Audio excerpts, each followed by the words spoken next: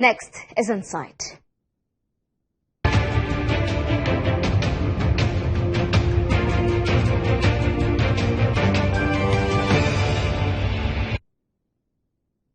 Well, the story that's coming your way is one that will make you question whether the social policies and interventions towards poverty eradication in Ghana are really yielding any results. Tonight, Nabil Ahmed Rufai takes us to Offini in the northern region, a community that has existed for almost a century without electricity, basic commodities or basic amenities, schools and health facilities. Offini is so remote, it takes a 3-hour drive from the capital Tamale after you touch down by flight and drive on roads that are really nothing more than just tracks in the sand.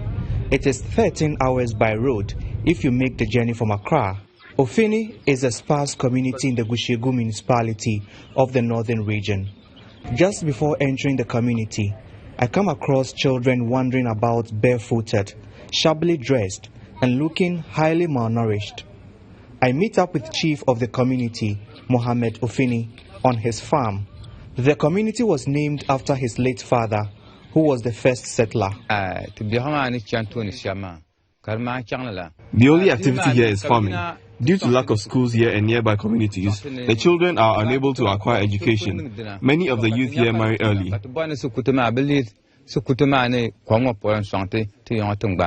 The harsh reality of poverty is seen through the household of the chief.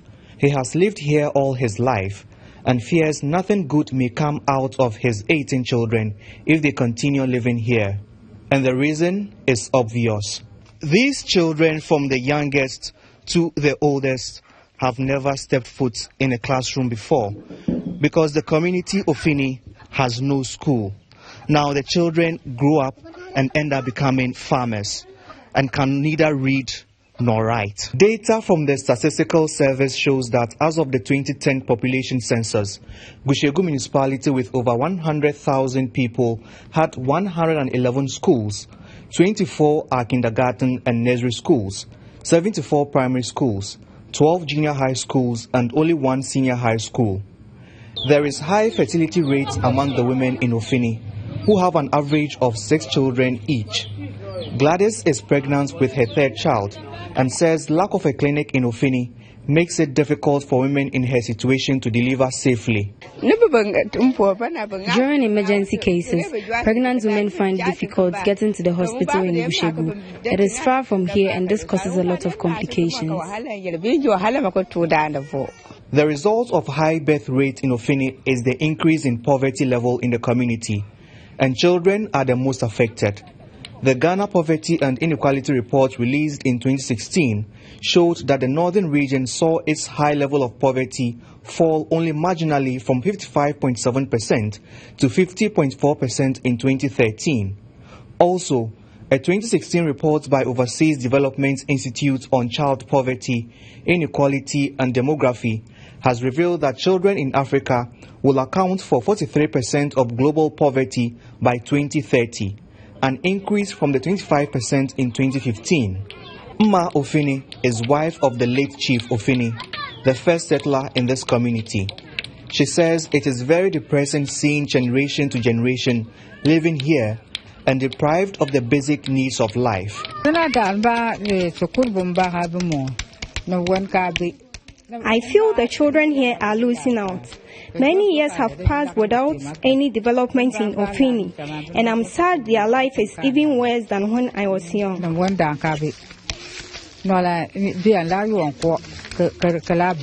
Imagine the new chief's shock when, as a young man, he made a trip to the northern regional capital Tamale in 2011 and saw what you would even term abysmal development.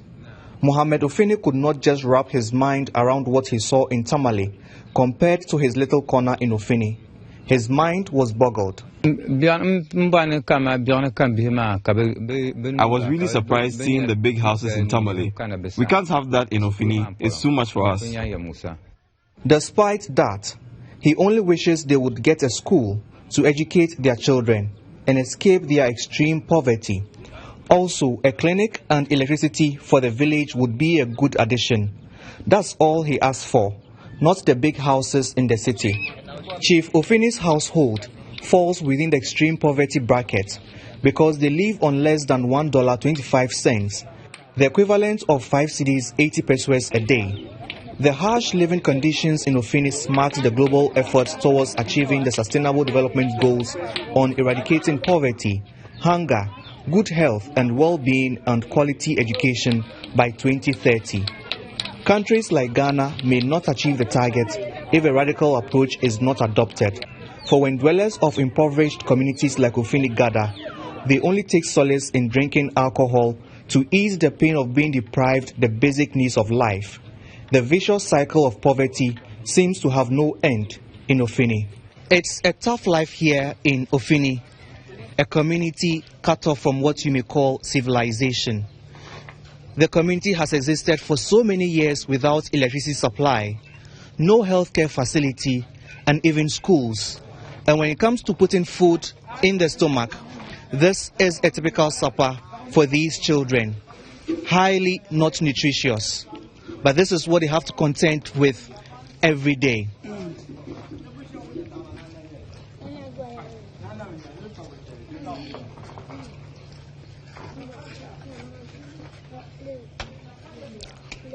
So after this supper, they will go to sleep, wake up the next day, and the struggles of life continues here in Offini.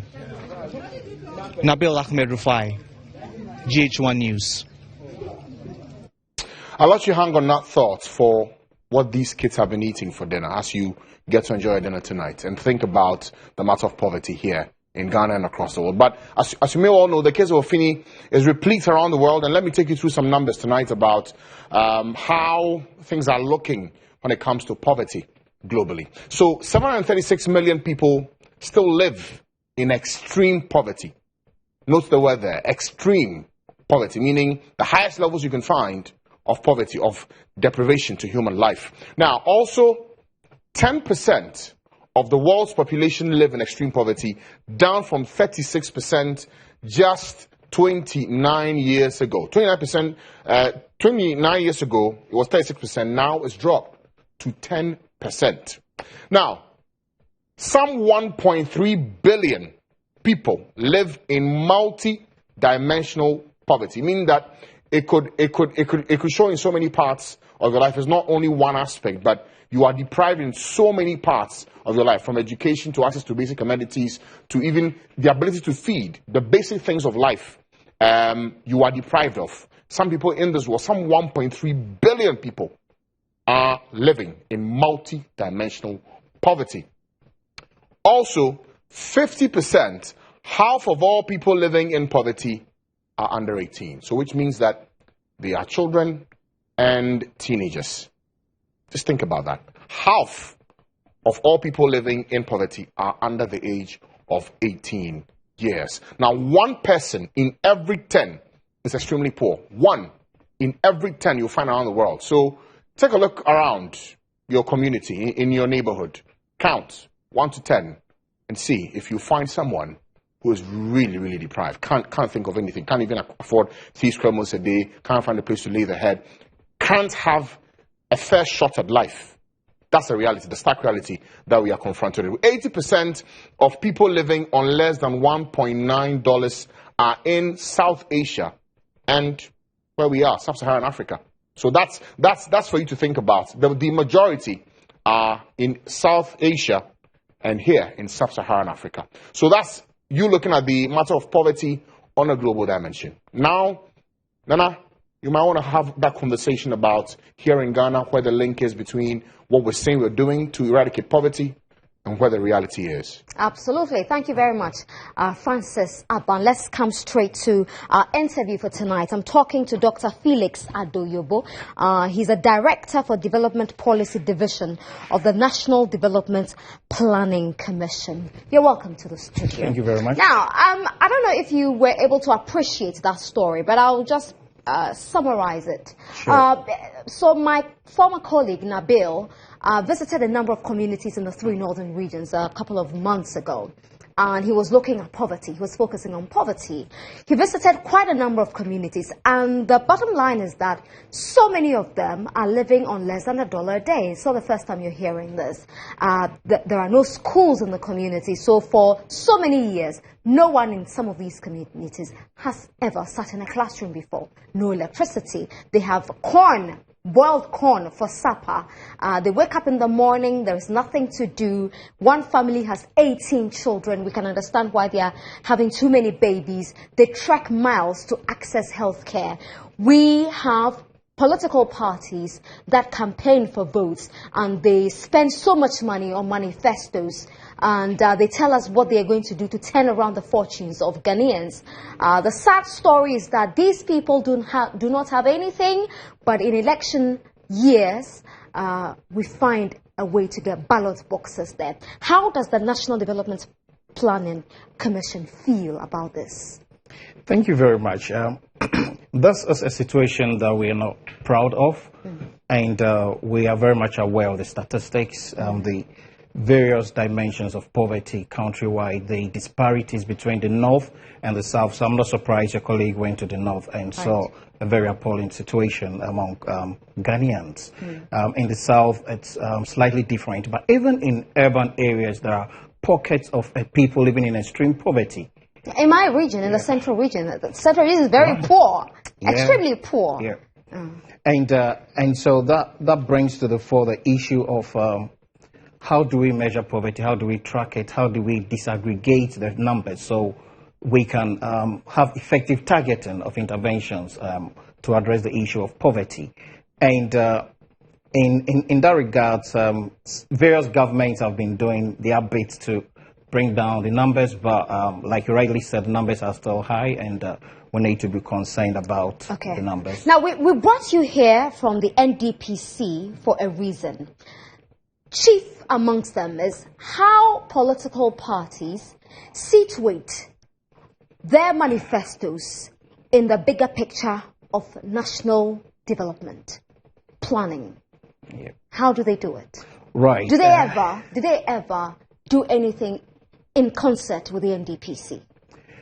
We do, some political parties, I should say, do have consultations with NDPC on a range of issues, and that reflects in their manifesto. And then also many political parties, as part of the process of preparing their manifesto, do go around the country and do consultations and then tease out what they think are the pertinent issues that needs to be addressed, and that gets fed into their manifesto. But there's this chronic problem that we have, that as a country we don't have a sort of blueprint that binds political parties or anyone to follow. What would it take to have this blueprint? It will take Ghanaians demanding for it. I think that is the bottom line. If we shout, for the moment, we are not demanding. I think the demand is not high enough, and we need to push. There need to be a drive. Interestingly, as part of the constitutional review process, there was a strong call for a national development plan that is binding to successive governments, but like you know, that has not been followed through. Yes. And so, I mean, you're talking about people demanding. What I find frustrating and disappointing is that we have communities that are living in such poverty, experiencing such levels of poverty, and the levels are quite sensational, and you would think that they will be at the forefront of the demand. But it doesn't happen. Does it surprise you at the NDPC? It doesn't surprise me because being able to demand something very much depends on your awareness and your knowledge about the situation, and then even where to go for to make the demand. And in many instances, those in the private communities, like we say, don't even have a voice. So they can't articulate their views, they can't press for their demands, and this is where civil society organizations come in to help give a voice to the voiceless, and maybe to chip in. The fight against poverty, yes, it should be government-led, but we all have a role to play, especially because of the multifaceted nature of poverty, civil society, private sector, faith-based organizations, the media need to create that awareness and what it takes to lift people out of poverty. Then together we can achieve our aim of reducing poverty. So on a day like this, when we are all talking about poverty, what does the NDPC say?